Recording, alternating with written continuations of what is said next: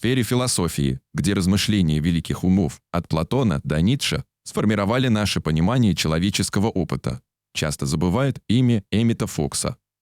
Однако в его учениях скрыта философия, которая может радикально изменить вашу жизнь. Это философия разговора с самим собой таким образом, чтобы привлечь все, чего вы желаете, черпая из глубокого колодца мудрости, охватывающего века и культуры. Эммет Фокс, один из лидеров новой мысли в начале XX века, верил в глубокое влияние наших мыслей и слов на нашу реальность. Он утверждал, что, овладев искусством разговора с самим собой, мы сможем открыть дверь к своим сердечным желаниям. Чтобы понять эту философию, необходимо погрузиться в богатый гобелен человеческой мысли, от акцента древних греков на силе логоса до торжества воображения поэтов-романтиков. В своей основе философия Фокса представляет собой сплав убеждений, почерпнутых из христианства, в частности, идею о том, что мы созданы по образу и подобию Творца и обладаем божественным потенциалом. Он утверждал, что мы способны сотворять нашу реальность, используя силу наших слов. Эта концепция перекликается с библейской мудростью, содержащейся в притчах 18:21, где говорится, что смерть и жизнь находятся во власти языка. Его духовное убеждение вращается вокруг концепции, согласно которой мысль – это вещь, что соответствует основным принципам идеологии нового мышления.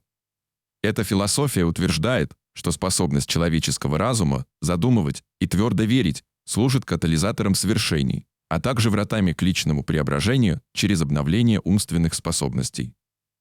Или в более буквальном определении, все, что разум может придумать и во что поверить, он может достичь. Как же говорить так, чтобы привлекать свои желания? Эммет Фокс предлагает в качестве основного инструмента аффирмации. Это позитивные утверждения или декларации, которые мы повторяем про себя. Утверждая желаемое в настоящем времени, мы меняем свое мышление и приближаем свои желания. Эта практика согласуется с идеей немецкого философа Фридриха Ницше о том, что искусство нужно нам для того, чтобы не умереть от истины. Аффирмация, как произведение искусства, позволяет нам создать для себя новую желаемую истину. Рассмотрим повседневный пример.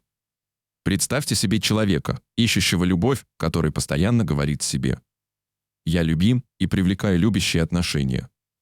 Благодаря повторению эта аффирмация трансформирует их самовосприятие и излучается вовне, делая их более привлекательными для потенциальных партнеров.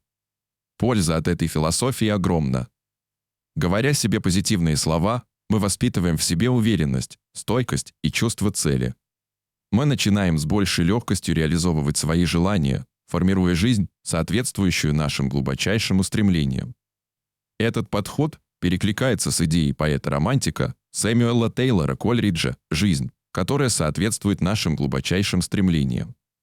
Присоединяйтесь ко мне в следующей части этого путешествия, где мы рассмотрим потенциальные подводные камни философии разговора с самим собой Эммета Фокса и то, как их преодолеть на пути к привлечению всего, чего вы желаете. Так что следите за новостями, ведь путешествие в силу слов только началось. Изучая философию Эммета Фокса о том, как разговаривать с собой, чтобы привлечь все, что мы хотим, мы должны признать, что, как и в любой глубокой концепции, здесь есть потенциальные подводные камни. Очень важно идти по этому пути с умом и проницательностью, опираясь на мудрость философов и мыслителей, которые размышляли о сложностях человеческого мышления и языка. Одна из опасностей этой философии заключается в искушении чрезмерно упростить наши желания.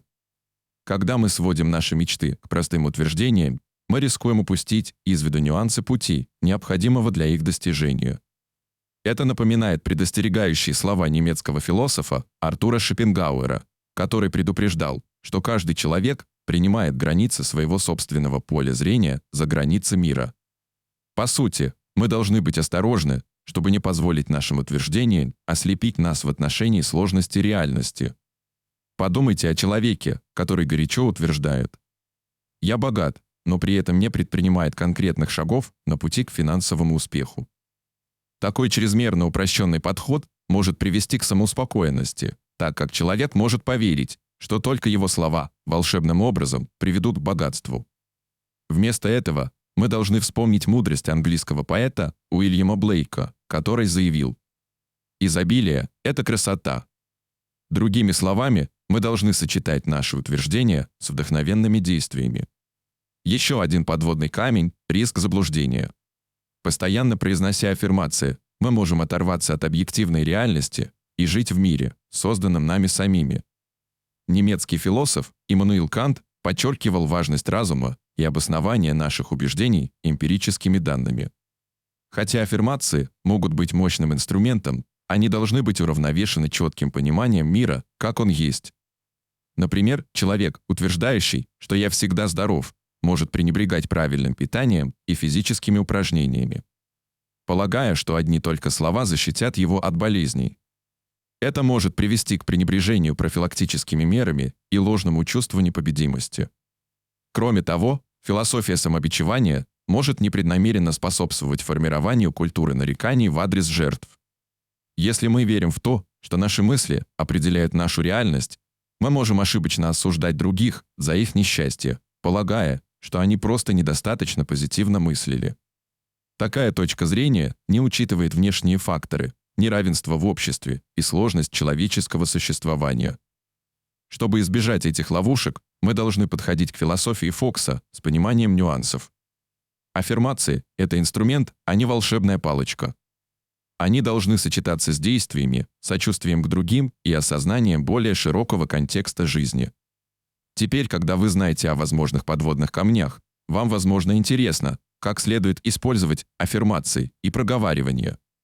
В следующей части этого путешествия мы подробно рассмотрим этот вопрос, опишем практическое применение и дадим рекомендации по эффективному использованию аффирмаций, сохраняя при этом сбалансированный взгляд на реальность. Путь к привлечению всего, чего вы желаете, извилист, но преодолевая подводные камни с мудростью и состраданием, мы можем добиться значительных успехов на пути к своим желаниям. Так что оставайтесь с нами, пока мы продолжаем изучать эту преобразующую философию. В завершающей части нашего путешествия по философии Эммета Фокса о том, как говорить с собой, чтобы привлечь все желаемое, пришло время сосредоточиться на практическом применении и освоении искусства аффирмации. Опираясь на идеи великих мыслителей, от призыва Сократа познать себя до мудрости современных психологов, мы изучим, как эффективно использовать силу слов, оставаясь при этом в реальности.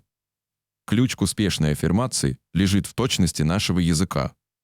Наши мысли и слова должны соответствовать нашим самым сокровенным желаниям, быть сформулированы в настоящем времени и иметь позитивную форму. Например, вместо того, чтобы сказать «Я хочу похудеть», вы можете сказать «Я здоров и в хорошей физической форме». Такой сдвиг в формулировках дает сигнал подсознанию, что ваше желание уже стало реальностью. Кроме того, повторение является ключевым фактором для закрепления аффирмаций в нашем подсознании. Ежедневная практика, будь то произнесение вслух или написание, укрепляет наши желаемые убеждения. Английский поэт Элиот однажды написал: «Величайшее доказательство нашей внутренней силы в нашей повседневной рутине». Действительно, ежедневное повторение аффирмаций может укрепить нашу решимость и создать устойчивые изменения. Однако очень важно сопровождать аффирмации намеренными действиями. Немецкий философ Иоганн Вольфганг фон Гёте сказал: «Думать легко, действовать трудно, а воплотить свои мысли в жизнь – самое трудное на свете». Слово Божье. Каждый аспект нашей жизни согласуется с мудростью христианской молитвы «Да будет воля Твоя». Иногда то, чего мы желаем, может оказаться не лучшим для нас или мира в целом. Поэтому мы должны быть открыты для корректировки наших аффирмаций по мере того, как мы растем и развиваемся. И, наконец, мы должны избегать искушения судить других людей по их обстоятельствам. Добиваясь исполнения своих желаний с помощью аффирмаций, давайте помнить слова английского поэта Джона Донна. «Ни один человек не является островом сам по себе. Мы существуем в сложной паутине взаимосвязанных жизней и событий, и не у всех есть одинаковые возможности или опыт». В заключение хочу сказать, что философия Эммета Фокса о том, как разговаривать с самим собой, чтобы привлечь все желаемое, это мощный инструмент, если использовать его с умом. Составляя точные аффирмации, старательно повторяя их Предпринимая осмысленные действия и сохраняя смирение и сочувствие, мы можем использовать преобразующий потенциал этой философии. Польза от этого огромна. От повышения уверенности в себе до более насыщенной жизни. Однако мы всегда должны идти по этому пути с мудростью, осознавая его ограничения и потенциальные опасности. Вооружившись этими знаниями и практиками, вы сможете отправиться в путешествие самопознания и трансформации, проговаривая свой путь в будущее, богатое возможностями. Помните, что сила слов находится в вашем распоряжении. Используйте их с умом, чтобы сформировать ту жизнь, которую вы хотите.